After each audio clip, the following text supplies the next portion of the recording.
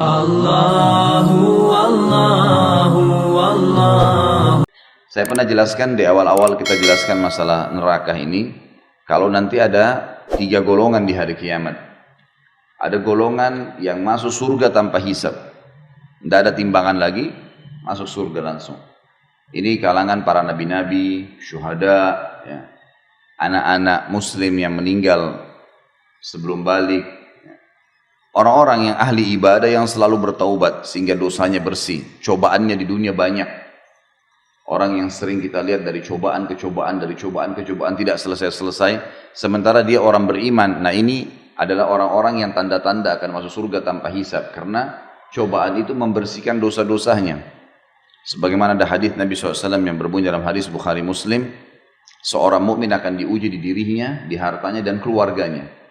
Sampai dia bertemu dengan Allah hari kiamat, dengan keluarganya, dalam kondisi tidak ada lagi dosanya. Orang-orang ini masuk surga tanpa hisab, nggak ada lagi timbangan amalnya. Masuk di dalamnya juga adalah golongan yang disebutkan oleh Nabi SAW, 70.000 orang dari umatku masuk surga tanpa hisab. Makna yang lain ada hadis dalam riwayat yang lain dikatakan setiap 70.000 akan membawa 70.000 lagi. Ini semua masuk surga tanpa hisab mereka. Ada golongan yang kedua adalah orang kafir. Ini langsung masuk neraka tanpa hisab juga. Karena hisab itu timbangan amal. Orang-orang kafir, munafik dan orang musyrik. 3 ini nggak ada timbangan amal, nggak perlu ditimbang amalnya. Langsung masuk neraka. Begitu sudah menerima bukunya dengan tangan kirinya, dia udah tahu dia akan ke neraka, udah selesai. Digiring oleh Allah, disuruh oleh Allah SWT para malaikat menggiring mereka masuk neraka. Jadi ada yang masuk surga tanpa hisab, ada yang masuk neraka tanpa hisab. Tidak ada lagi timbangan amal. Nah, tersisa di tengah-tengah adalah orang yang ditimbang amalnya. Orang yang ditimbang amalnya ini ada 2. Ada orang yang nanti setelah ditimbang amalnya, ternyata amal solehnya lebih banyak. Ini disebabkan karena dia masih banyak dosanya juga. Ada dosa yang dia lakukan, malas bertobat, nggak mau bertobat kepada Allah Azza wa Jalla. Nah ini, orang seperti ini bisa lolos. Misal, amal solehnya 100.000, dosanya misal 90.000. Ada 10.000 selisihnya. Nah dia lolos nih. Tapi ditimbang dulu, dihisab dulu. Nah orang-orang yang dihisab tadi ini lolos karena amal solehnya lebih banyak, sama orang-orang yang masuk surga tanpa hisab itu bisa memberikan syafaat. Mereka lah yang bisa memberikan syafaat. Golongan yang lain di dalam orang yang ditimbang amalnya, sekali lagi tadi ada orang tidak tanpa ditimbang masuk surga tanpa hisab, ada orang yang masuk neraka tanpa hisab. Di tengah-tengah adalah orang yang ditimbang amal. Orang yang ditimbang amal ini ada 2 golongan lagi. Golongan yang ditimbang amalnya dan memang secara murni tanpa ada bantuan dari manapun, tanpa ada syafaat, memang amal solehnya lebih berat daripada dosanya. Cuma dia ditimbang karena dosanya masih banyak. Tadi saya kasih contoh. Misal amal solehnya 100.000, dosanya 90.000. Nah ini berarti dia selamat masuk surga, tapi dihisab dulu, gitu kan? Nah orang seperti ini dengan orang-orang yang masuk surga dari awal tanpa hisab bisa memberikan syafaat, dia bisa memberikan pertolongan. Golongan kedua dari orang yang ditimbang amalnya adalah orang yang ditimbang amalnya, tetapi amal buruknya lebih berat. Amal buruknya lebih berat. Misal kita balik tadi, ada orang yang lolos 100.000 pahala, 90.000 dosa. Kita balik. Orang yang ditimbang kedua ini adalah dosanya yang 100.000. Pahalanya yang 90.000. Ini orang masuk neraka. Secara hitung-hitungan, dia harus masuk neraka dulu. Bersihin yang 90.000 itu. Tapi di sini ada banyak pendapat ulama. Yang pertama dikatakan, kalau dosanya 90.000, dosanya 100.000, ini misal, pahalanya 90.000, maka dia disiksa di neraka sesuai dengan kadar selisihnya saja. Bukan semua dosanya. Karena dia punya amal saleh. Dia punya amal saleh. Jadi misal kadarnya cuma beda 10.000 ya. 10.000 itulah yang disiksa di neraka. Karena yang lainnya dianggap berimbang dengan amal salehnya. Makin banyak dosanya, makin lama di neraka. Misal kalau selisihnya banyak sekali. Dosanya 100.000, mungkin amal solehnya cuma 1.000. Ini berat buat dia, dia akan disiksa. Bahkan ada orang hari kiamat, amal solehnya tidak ada sama sekali. Kalaupun dia ibadah, sholat, riya, sedekah, riya, atau tidak ada yang dia buat, mungkin cuma seumur hidupnya cuma 2 kali sedekah. Mungkin ada orang cuma 2 kali sholat, muslim tapi tiap hari buat dosa, dusta lah, dengar musik lah, inilah, itulah, zina lah, macam-macam. Dosanya banyak. Nah ini berat ini, dia akan masuk neraka sampai bersih dosa-dosanya itu kan. Nah, baik. Jadi di sini orang yang ditimbang amalnya, yang kedua ini adalah orang yang dosanya lebih berat, lebih banyak daripada amal soleh, dia akan masuk ke neraka. Kita masuk ke bahasan kita masalah syafaat. Orang yang masuk surga tanpa hisab tadi, dengan orang yang sudah lolos murni memang karena pahalanya banyak, dosanya ada tapi pahalanya lebih banyak, mereka boleh memberikan syafaat. Yang diberikan syafaat adalah orang yang tadi ini, yang ditimbang dosanya lebih banyak daripada amal solehnya. Tidak ada syafaat bagi orang kafir, nggak ada syafaat untuk orang munafik, nggak ada syafaat untuk orang musyrik. Yang kekal-kekal di neraka ini nggak ada syafaat, nggak ada pertolongan buat mereka, nggak ada orang-orang ini keluar dari neraka selamanya abadi. Yang kena syafaat hanya golongan kedua tadi yang ditimbang amal itu, hanya itu saja. Yang lain nggak ada lagi. Ini yang dimaksud dengan syafaat. Nah, yang memberikan syafaat tadi adalah orang yang lolos murni karena pahalanya lebih banyak dan para orang-orang yang masuk surga tanpa hisab. Amin. Dibersihkanlah. Nah, orang-orang yang masuk neraka dulu dari orang yang ditimbang amalnya, dari kaum muslimin atau kaum mukminin, orang yang beriman. Di dalam ilmu agama kita diberikan istilah dengan usatul mukminin. Usat itu maksudnya ahli maksiat. Maksiat, usat itu artinya orang-orang yang berbuat dosa, tidak sempat taubat, mereka masuk neraka nih. Nah, pada saat masuk neraka, disinilah saatnya syafaat. Saatnya syafaat. Diberikanlah syafaat ke mereka dari kerabatnya, dari teman-temannya. Bahkan Nabi Muhammad SAW sendiri memberikan syafaat. Gitu kan. Nah di sini akan dikeluarkan mereka. Tapi mereka sudah masuk ke neraka. Dan Allahu a'lam berapa lama. Gitu kan. Allahu a'lam. Ada juga pendapat ulama mengatakan, syafaat orang-orang yang masuk surga tanpa hisab, mereka bisa memilih kapan mereka memberikan syafaat. Mereka bisa memilih kapan memberikan syafaat. Misal sebelum masuk surga pun Nabi Muhammad SAW dan para nabi-nabi bisa memberikan syafaat sebelum masuk surga. Jadi masih selesai timbangan amal, orang-orang masih pada lewat di atas sirat, itu sudah ada syafaat-syafaat mereka. Ada orang-orang yang dapat syafaat. Contoh misal, ada orang dosanya 100.000, tadi pahalanya 90.000, selisihnya kan 10.000 ya. Nah dia mendapatkan syafaat nih. Syafaat nabi-nabi, syafaat Nabi Muhammad SAW misalnya, syafaat seorang keluarganya yang mati syahid. Maka dosanya dibersihkan. Dosanya dibersihkan. Mereka lolos. Mereka lolos. Karena diberikan syafaat oleh orang-orang yang masuk surga tanpa hisab. Ada juga orang yang dapat syafaat tapi bukan dari golongan yang masuk surga tanpa hisab. Cuman dari kerabatnya yang lolos tadi timbangan amal tapi sedikit. Misal, tadi masih ingat saya bilang kalau ada orang yang murni pahalanya 100.000, dosanya 90.000, kan dia lolos masuk surga ya. Dia punya selisih 10.000 kan. Nah dia diberikan kesempatan oleh Allah untuk memberikan syafaat. Dia diberikan kesempatan oleh Allah Azza wa Jalla untuk memberikan syafaat sesuai dengan kadar pahala dia yang lebih saja. Jadi ada orang yang memberikan syafaat tanpa hisab, itu terutama nabi-nabi mereka bisa memberikan syafaat kapan saja. Sebelum masuk surga pun ya. Ada orang-orang jadi diselamatin tuh orang-orang. Sebelum masuk surga, sebelum masuk neraka sudah diselamatin. Ada orang-orang enggak. Mereka masuk neraka dulu lalu ditolong. Nah, yang menolong mereka ini bisa para nabi-nabi juga. Syafaat yang lainnya bisa sebelum masuk neraka atau sudah masuk neraka. Ada juga kerabat mereka yang lolos timbangan amal, tapi kadar selisihnya sedikit. Misal antara pahalanya 100.000, dosanya 90.000. Nah ini selisihnya sedikit 10.000. Dia cuma bisa menolong 10.000 itu saja. Misal ada kerabatnya ternyata butuh 9.000 pahala. Dikasihlah sama dia. Bukan dikasih dari pahala dia ya. Kadar itu bisa dipakai. Dia bantulah misalnya ibunya kurang 9.000 dikasih sama dia. Sisa 1.000 dia kasih kepada adiknya misalnya. Tapi adiknya ini punya dosa 5.000. Dia dibantu 1.000. Berarti kan belum bisa. Masuk ke neraka nanti si adik, tapi cuma kadar 4.000 disiksa. Ada begitu, itu namanya semua itu ada bentuk-bentuk syafaat ya. Pertolongan-pertolongan yang akan membantu. Tetapi ini semua tentu targetnya kita jangan jadikan sebagai target Bapak Ibu sekalian. Karena pertolongan itu bisa dapat, bisa enggak. Iya kalau misalnya anak kita misalnya nunjuk kita, atau saudara kita nunjuk kita, mungkin dia tunjuk orang lain. Pada saat itu orang sudah beda keadaannya, gitu kan.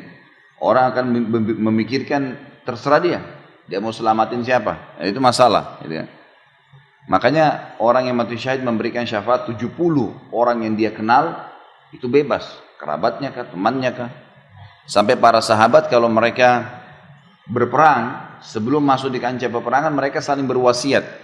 Nanti kalau saya mati duluan syahid, Allah mudahin saya akan berikan kau syafaatku. Temannya bilang, kalau saya mati syahid saya juga akan berikan kepada kamu. Jadi mereka sudah janjian sebelum meninggal dunia, sampai seperti itu. Karena mereka yakinnya tentang keadaan pada hari kiamat nanti. Ini makna tafsir dari surah Taha 109. Karena dikatakan di sini, pada hari itu tidak berguna syafaat, kecuali syafaat orang yang Allah Maha Pemurah telah memberi izin kepadanya. Diberi izin karena dia lolos memang tanpa hisab, atau dia memang dasarnya lolos karena amal solehnya lebih banyak. Di garis bawah juga satu hal, orang-orang yang dibantu supaya bisa timbangan, misal dosanya 100.000, pahalanya 90.000, lalu ada yang bantu dia 11.000 pahala, kadar 11.000 pahala. Jadi akhirnya pahalanya lebih banyak sekarang, 90.000 sementara dosanya 89.000, kan gitu. Orang ini lolos masuk dalam surga.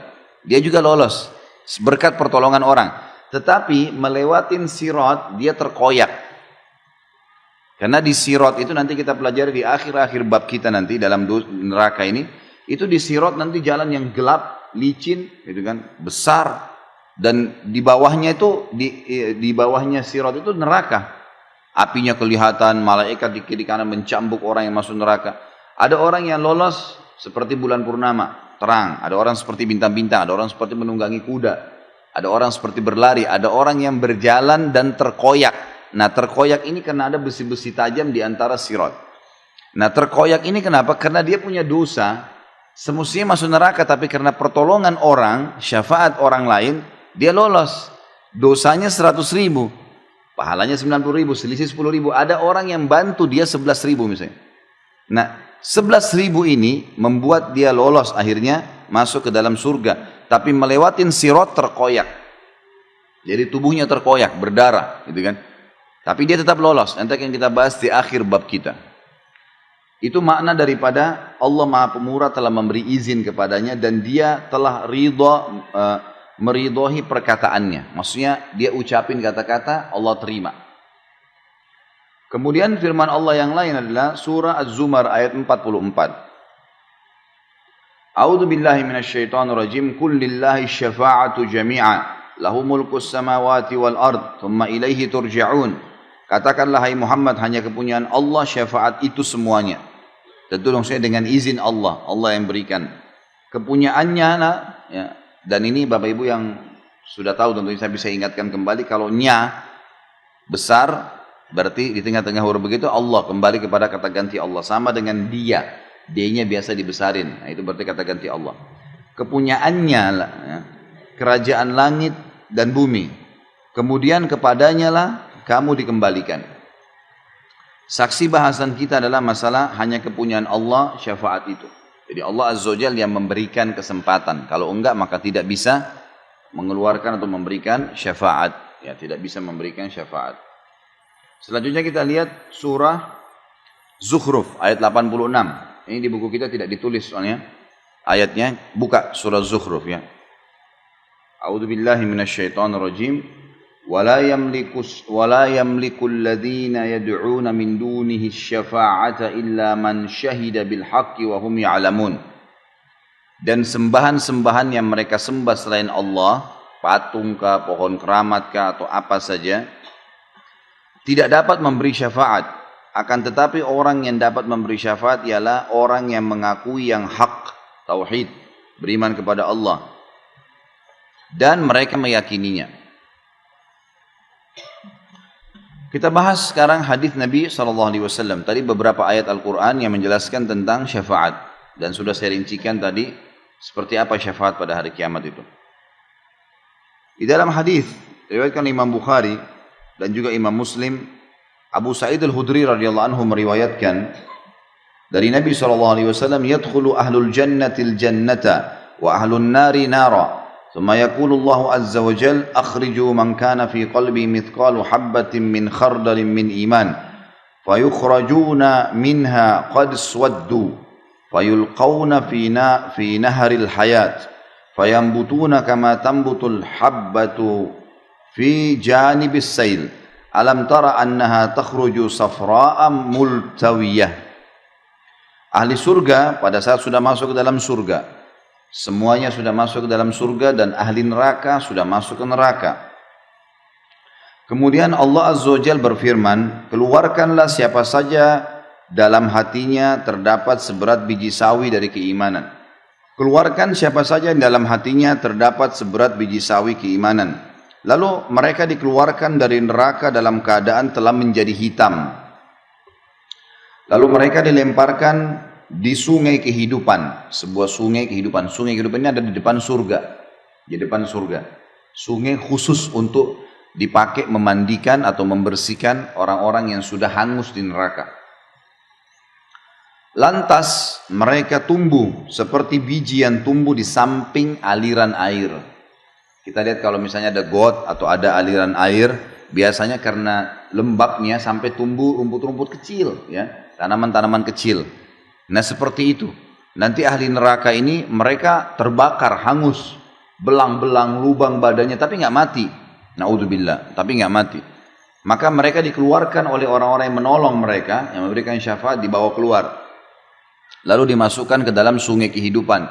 Maka mereka dicemplungkan di situ, dimasukkan, lalu mereka tumbuh seperti tumbuhnya bunga atau pohon yang kecil di samping aliran.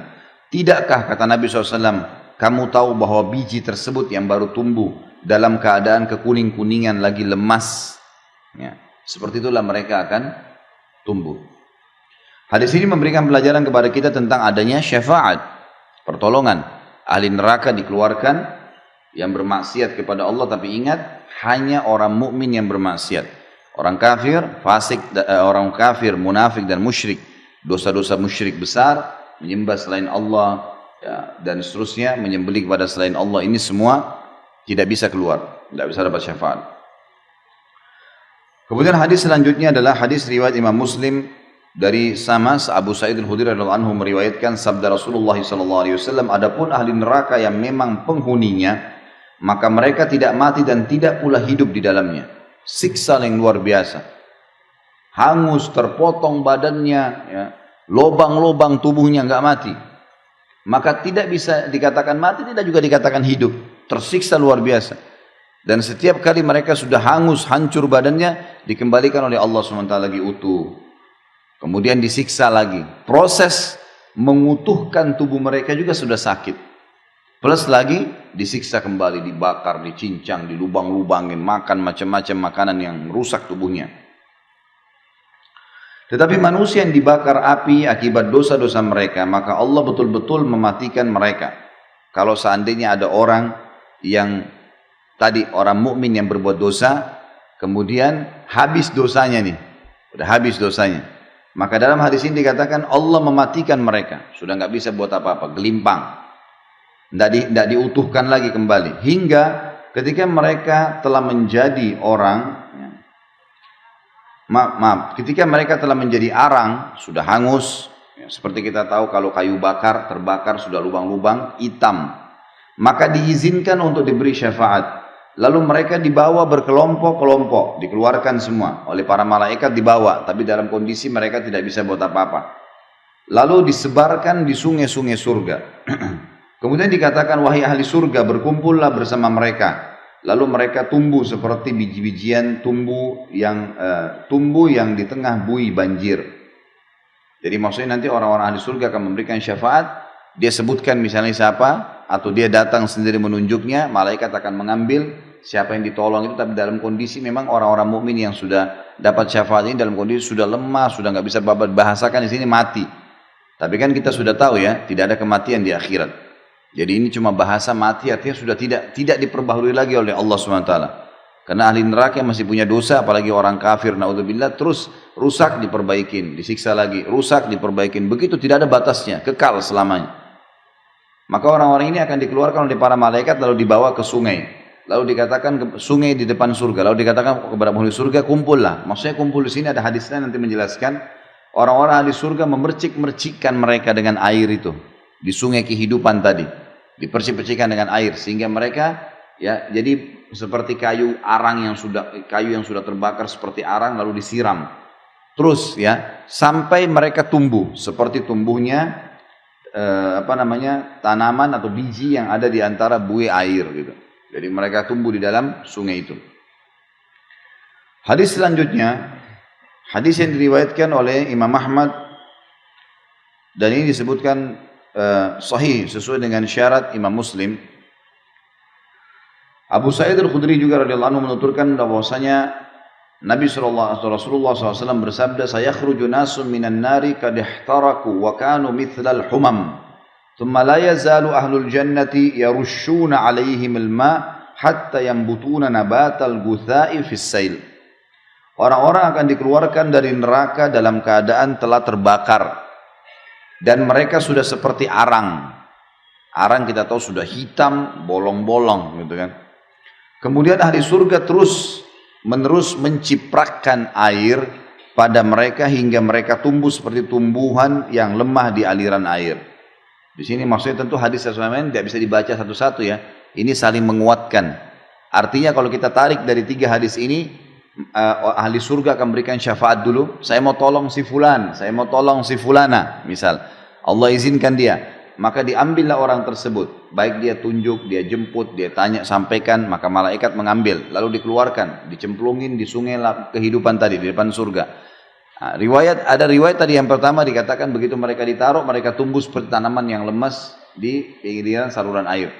Riwayat yang kedua dan yang ketiga menjelaskan ahli surga memercikkan mereka dengan air tersebut. Jadi terus disiramin sampai mereka tumbuh utuh menjadi manusia yang utuh. Jadi seperti warna kekuning-kuningan tadi kata Nabi SAW. Seperti pohon yang baru tumbuh.